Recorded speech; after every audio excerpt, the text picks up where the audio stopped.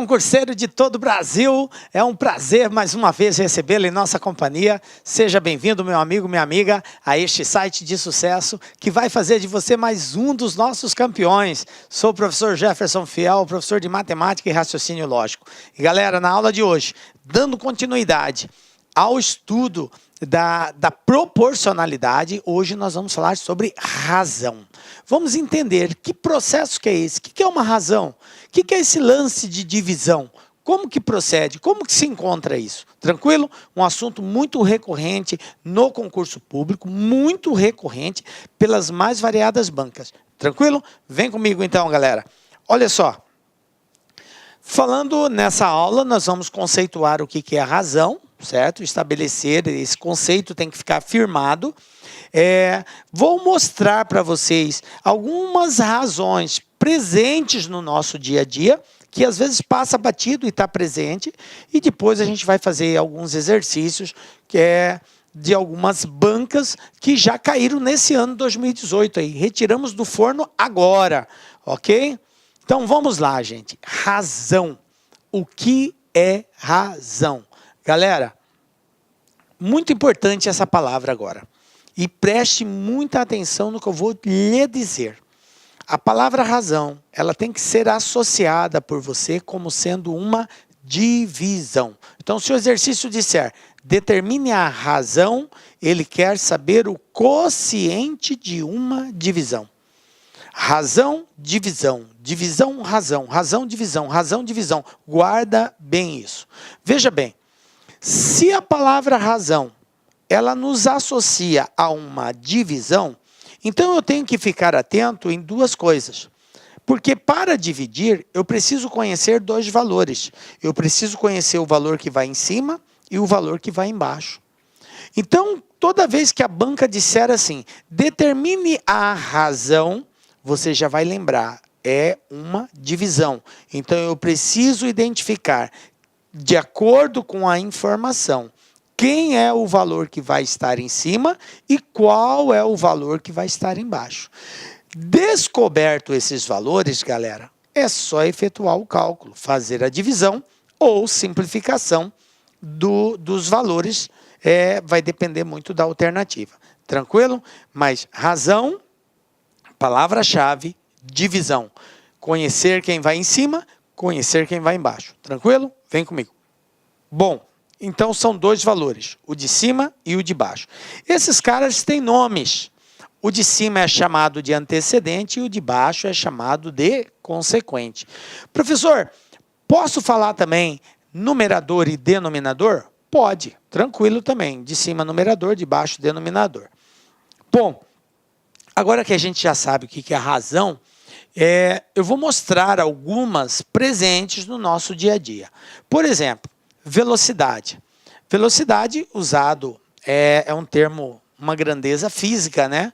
Que serve para associar o quê? É uma razão entre distância e tempo.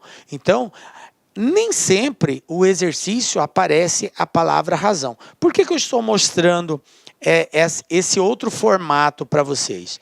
Porque, às vezes, ele usa de algumas nomenclaturas para fazer referência à mesma palavra, razão. Ao invés dele dizer razão, ele fala bem assim, velocidade, determine a velocidade. Velocidade é uma razão. Eu preciso saber quem vai em cima, quem vai embaixo. No conceito de velocidade, a parte de cima é a distância percorrida, a parte de baixo é o tempo gasto para percorrer essa distância, mas é uma divisão, distância pelo tempo, portanto, é uma razão. Então, fiquem atentos, porque ele pode usar a palavra velocidade, ok? Velocidade, distância pelo tempo. Um exemplo bem básico para nós encontrarmos a velocidade de um carro que percorre uma distância de 360 quilômetros. Num tempo de 4 horas, eu pego a distância, divido pelo tempo, a velocidade média desse camarada é de 90 km por hora. Então, se ele pedir lá, determine a velocidade, é determinar a razão, distância por tempo. Tranquilo? É só uma forma diferente de usar. Uma outra palavra que pode aparecer em substituição à palavra razão é a palavra densidade. Aqui quero chamar a atenção dos senhores. Nós temos dois tipos de densidade.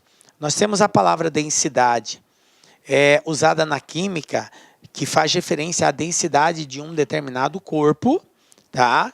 E nós temos a palavra densidade, usada também na geografia, que faz referência à densidade demográfica. Então, prestem bastante atenção, porque densidade somente, só a palavra densidade, ela faz referência a um corpo. Tá? É um processo químico lá. Densidade de um corpo é usado na química para a gente poder fazer esse cálculo. Então, nós temos aqui o seguinte. O que é densidade? É uma razão. Razão é entre quem, professor? Entre a massa e o volume de um determinado corpo. Então, olha aqui, ó, é a razão entre a massa e o volume de um determinado corpo. Também conhecida como massa volúmica, ou massa volumétrica, ou massa específica, ok?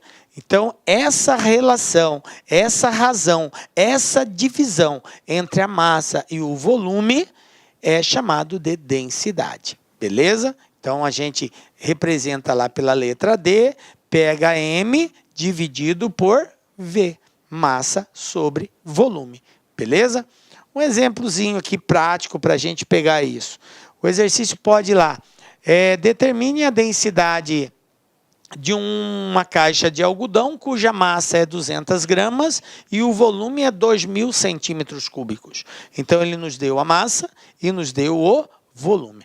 É óbvio, gente, que dependendo do que nós formos tratar, existe uma unidade específica padrão. Você tem que estar atento a isso. Quando a gente fala em densidade, a unidade padrão é gramas por centímetros cúbicos. Professor, isso quer dizer que ele não pode me dar quilograma, miligrama? Pode. Aí você faz as conversões. Passa para grama, passa o volume para centímetros cúbicos. Aí tem toda aquela relação de transformação de unidades. Beleza? Mas, a princípio, unidade padrão é grama por centímetro cúbico. Aqui já está na unidade padrão, então não precisamos preocupar. É só efetuar a divisão. Aí a gente simplifica os zeros aqui, né? Facilita, vai dar 0,1 grama por centímetro cúbico. Ou seja, a densidade dessa caixa é de 0,1 grama por centímetro cúbico. Então, a observação que eu falei para vocês, né, é exatamente essa, que a unidade de massa é indicada em gramas e a unidade de volume em centímetros cúbicos, portanto, a unidade padrão de densidade é grama por centímetro cúbico. Volto a frisar, pode aparecer unidades diferentes, professor? Pode, mas cabe a você fazer as conversões, beleza? Não pode trabalhar com unidades diferentes dessas aqui, ok? Bom, escala. Escala é uma outra razão. O que é escala, professor? Escala é muito utilizada e cai muito nos concursos públicos.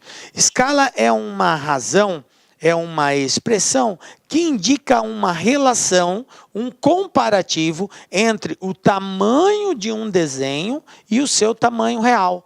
Eu tenho um determinado objeto que vou projetá-lo, eu vou construir uma maquete, ou eu vou fazer uma representação, um desenho representando ele em miniatura.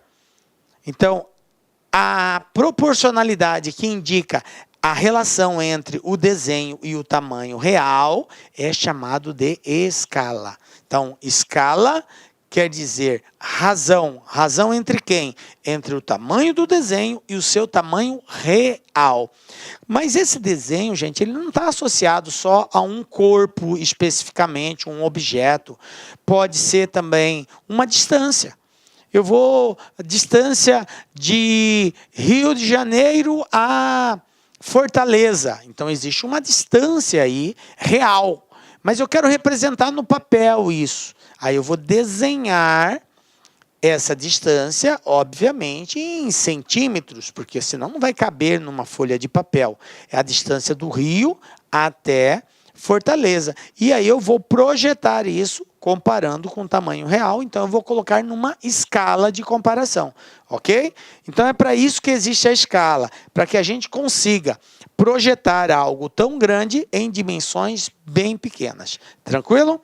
Bom, é muito usado para representação de mapa, fotografias, plantas, ok? E é exatamente essa relação entre a medida do desenho e a medida real. Vamos pegar aqui um exemplo. Eu tenho aqui um mapa da região Nordeste. Isso aqui é um mapa da região Nordeste do país. Tranquilo? E esse mapa foi desenhado numa escala, ó, 1 para 30 milhões. 1 para 30 milhões. Beleza? Então está aqui. O que quer dizer isso, professor? 1 para 30 milhões. Quer dizer que para cada unidade de medida que eu usar aqui, vai corresponder a 30 milhões de unidades de medida real, ok? Como na escala a unidade de medida padrão é o centímetro, eu quero dizer que para cada 1 centímetro que eu medir aqui no mapa, eu vou ter 30 milhões de centímetros reais de distância. Entendem isso? Para a gente processar a palavra escala. Beleza. Então não esqueçam, unidade padrão de escala é o centímetro. Professor, se eu tiver uma unidade diferente de centímetro, transforma, tá? Transforma. Beleza. Bom, vamos pegar esse exemplo do mapa mesmo para a gente poder fazer um cálculo usando a escala que nos foi dada.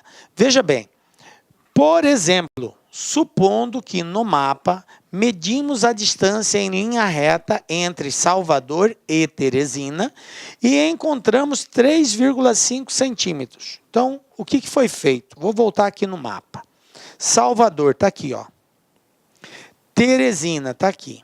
Vamos supor que a gente pegou uma régua e medimos essa distância. O exemplo lá está dizendo o seguinte, que ao medir aqui no desenho, deu 1, 2, 3 mais meio, deu 3,5. Na régua deu 3,5 centímetros de distância. O mapa, o desenho, ok? Beleza, 3,5. Tamanho do desenho. E aí ele quer saber quanto que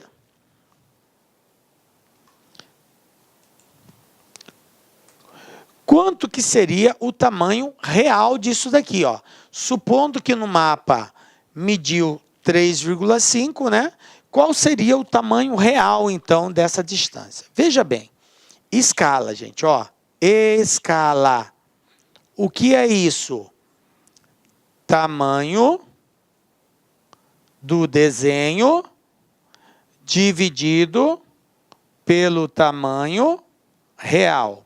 A proposta aqui é encontrarmos o tamanho real. A escala, o exercício deu 1 para 30 milhões.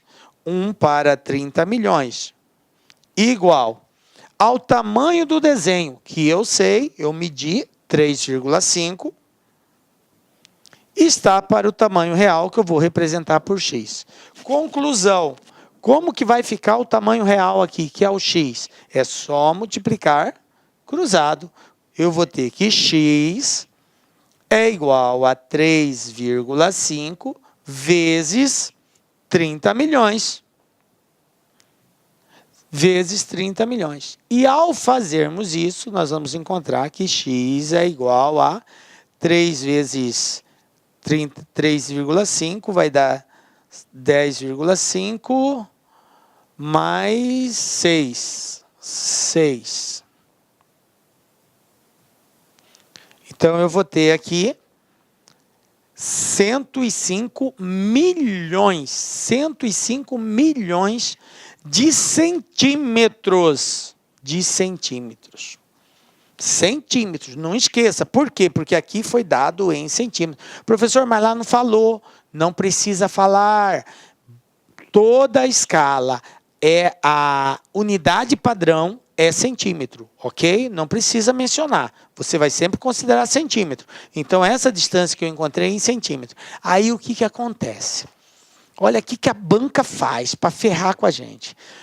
dá as alternativas de resposta em unidades diferentes, que pode ser metro ou geralmente quilômetro. Na maioria das vezes é quilômetro, para colocar valores menores. E aí você tem que transformar esse cara de centímetro para quilômetro. E agora, professor, como que eu faço? Vou dar uma palhinha aqui, tá? Porque a gente tem essa aulinha de transformação de unidades, depois você assiste ela. Quilômetro, hectômetro, decâmetro, metro, decímetro, centímetro e milímetro. Isso aqui são chamados de unidades de medidas de comprimento. Onde que nós estamos? Nós estamos aqui, ó, em centímetro. E as alternativas de resposta estão em quilômetros. Eu tenho que transformar para quilômetros. Quantas casas eu tenho que andar de centímetro para quilômetro? Conta comigo, ó. 1, 2, 3, 4, 5. Galera, eu andei para a direita ou para a esquerda? Professor, nós andou para a esquerda. Então, eu vou ter que andar 5 casas para a esquerda. Se tiver vírgula, eu conto a partir da vírgula. Se não tiver vírgula, eu conto do final. Como 105 milhões não tem vírgula, eu vou contar do final. 5 casas. 1, 2, 3, 4, 5. Conclusão. X vai ser igual a 1050 quilômetros. Pronto, está aqui. Qual é a distância real entre Salvador e Teresina?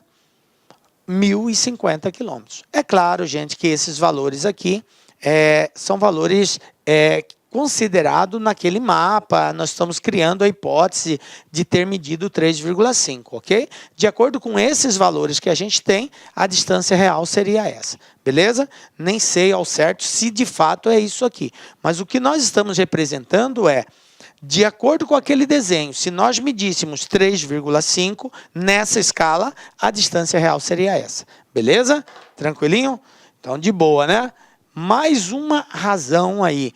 E aí, se o exercício pedir para você determinar a escala, ou determinar o tamanho real, ou determinar o tamanho de um desenho, é uma razão. Tranquilo? E a outra que aparece também para nós é a densidade demográfica, tá? Densidade demográfica é outra razão, ó. Densidade demográfica. Isso aqui é muito utilizado lá na geografia, né? E o que quer dizer densidade demográfica? Densidade demográfica é uma razão. Razão entre quem, professor? Entre número de habitantes pela área. Área, ok? Isso que é densidade demográfica. É a quantidade de habitantes que existe numa determinada região, dividido pela área dessa região. Mas aqui cabe uma observação. Essa área tem uma unidade. Tem uma unidade padrão que tem que ser respeitada. A unidade padrão da área é quilômetro quadrado. Isso quer dizer que, se o exercício der, determine a densidade demográfica de uma região que tem, vamos supor lá, 20 mil habitantes e cuja área é de 150 mil metros quadrados. Veja bem, ele deu metros quadrados. E a unidade padrão da densidade demográfica da área é quilômetro quadrado. Então, o que cabe? Você vai ter que transformar de metro quadrado para quilômetro quadrado para depois efetuar a divisão e encontrar a densidade demográfica. Tranquilo? Então, fica esperto. Unidade padrão de densidade demográfica, quilômetro, ok? Beleza? Número de habitantes dividido pela área. Beleza, galera. Apresentamos formas sinônimas de fazer referência à razão. Tudo isso é razão, ok? Vamos agora ver alguns exercícios aqui. Eu trouxe um aqui só para a gente trabalhar a ideia de escala, para ficar bem claro isso.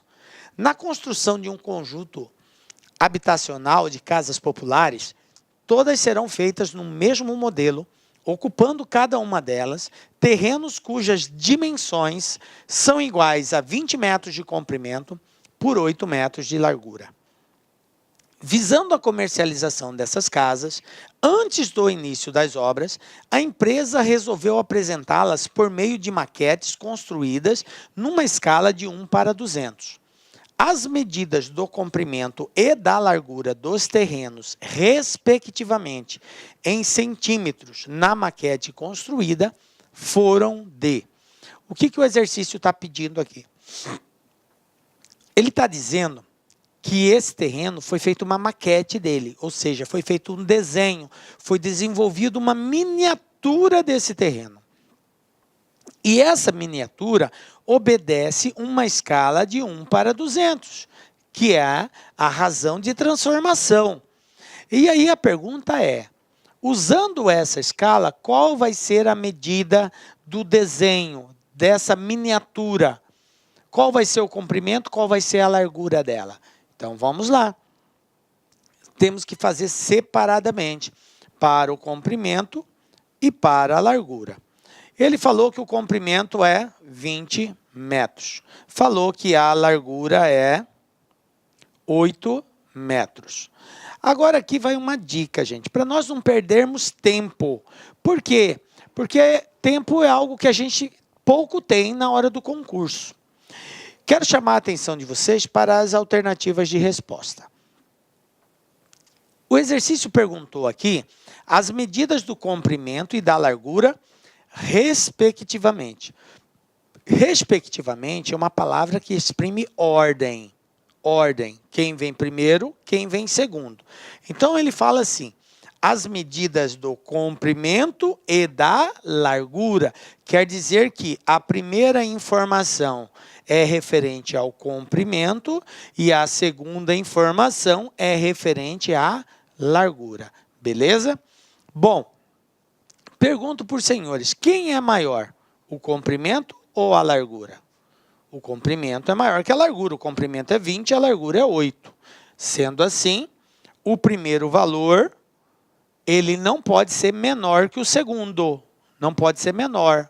Por quê? Porque o comprimento é maior que a largura. Mesmo que eu faça o desenho disso daí, no desenho o comprimento continua sendo maior que a largura. Beleza? Então, de cara, eu já elimino aqui a letra A. Tá? Por quê? Porque aqui ele está dizendo que o comprimento é 4 e a largura é 10. Não pode ser, o comprimento não pode ser menor que a largura. Já aumentou minha chance aqui em 5%. Agora eu tenho 25% de chance de acerto. Só por essa analogia. Vamos continuar. Observem também que eu não preciso calcular os dois. Eu não preciso fazer o cálculo do tamanho do desenho, do comprimento e da largura. Basta que eu faça somente um deles.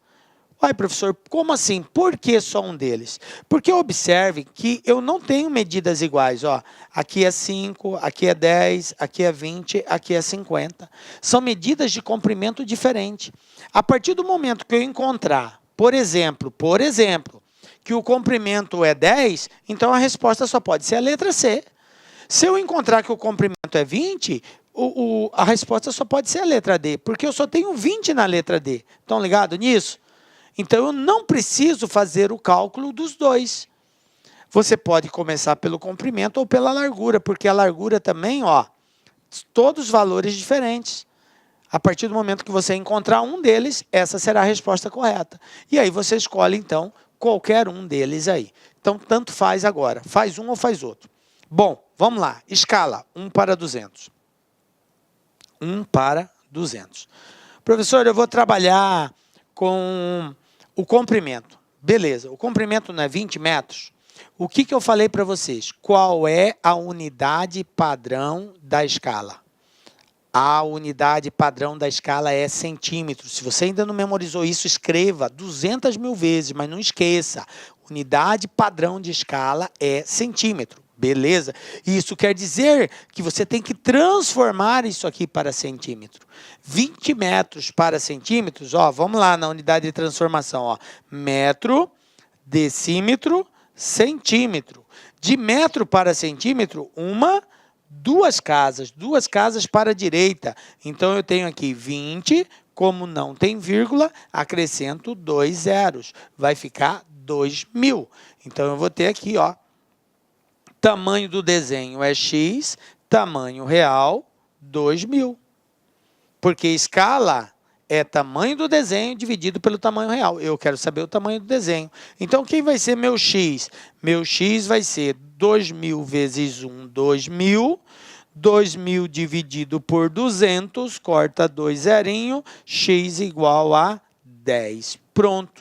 Qual vai ser o comprimento desse desenho? 10 centímetros. Então, não preciso calcular a largura. Eu tenho certeza que a resposta é a letra C. Pronto, está resolvido o exercício. Tranquilo? Belezinha? Então, é isso aí, gente. Escala, tamanho do desenho dividido pelo tamanho real, unidade padrão, centímetro. Beleza? Vamos lá. FCC 2018, gente. O que nós temos aqui? Ó, TRT da 2ª região de São Paulo. Olha só esse probleminha. Nair e Mariana receberam no total 198 processos para arquivar. Desse total, a maior parte foi entregue para Mariana. A maior parte Mariana recebeu, de 198. Depois da entrega, Mariana disse corretamente a Nair: se eu lhe der 1/4 dos processos que me deram para arquivar, você ficará com metade dos processos que vão sobrar para eu arquivar. Veja bem, se eu lhe der 1/4 dos processos que me deram para arquivar, você ficará com metade dos processos que vão sobrar para eu arquivar. Nair respondeu para Mariana: então eu proponho que você me dê 1/4 dos processos que deram a você para arquivar. Ou seja, a Mariana aceitou, né? Eu proponho que você me dê 1/4 dos processos que deram a você para eu arquivar. Mariana aceita a proposta de Nair, o que implica dizer que Nair terá que arquivar X processos a mais do que teria que arquivar com a distribuição original de processos entre elas. Nas condições descritas, X é igual a. Então, aqui a pergunta é exatamente quanto Nair vai ter que arquivar. Então, vamos fazer aqui, pegar uma tela aqui para a gente responder. E aí nós temos o seguinte, ó. Nair, cadê Nair? Está aqui.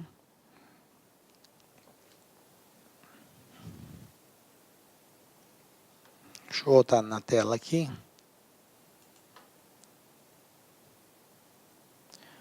Só pegar os valores, gente. Espera aí, voltando. Tá. 198 processos. 198. Vamos colocar aqui. Nair e Mariana. Mariana, vou representar pela letra M. São 198 processos. 198 processos. Eu tenho Mariana e eu tenho Nair. Então, qual seria a proposta? Vamos lá no texto. A proposta é a seguinte. Se eu lhe der 1/4 dos processos que me deram para arquivar, você ficará com metade dos processos que vão sobrar, tá? Só que no início, a proposta era a seguinte. Nair e Mariana receberam um total de 198. Desse total, a maior parte foi entregue para Mariana. A maior parte foi entregue para Mariana. Eu não sei quanto que foi entregue para ela, mas a maior parte foi entregue para ela.